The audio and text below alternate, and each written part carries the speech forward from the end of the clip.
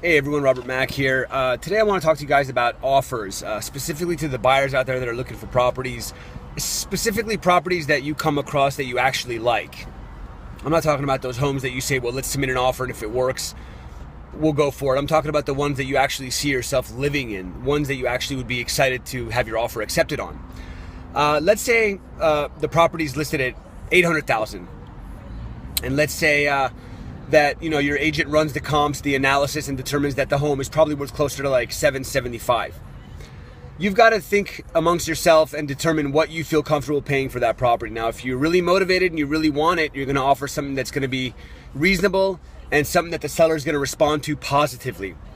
So let's just go with the example of it's worth $775,000, and you say, you know what, I want it at $775,000, but let's start at $750,000 or $740,000, and then we'll negotiate up.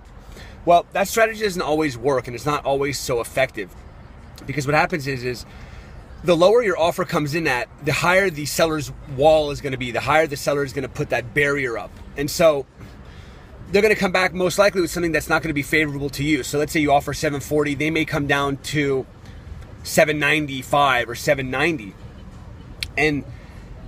And the reason why it's important to determine what you're willing to pay is because my strategy has always been, let's offer something that's close to what you're willing to pay. So if you're willing to pay $775,000, let's go in at $765,000 or $770,000 or $768,000, something close. And then the seller will say, okay, well, they seem a little bit more motivated. I'll come back at, let's say, $880,000. And now you're in a position where you can actually tell the seller, hey, I'll either accept your $780,000 or $775,000. I mean, in the end, you've gotten close to what the property is worth or what the property is worth.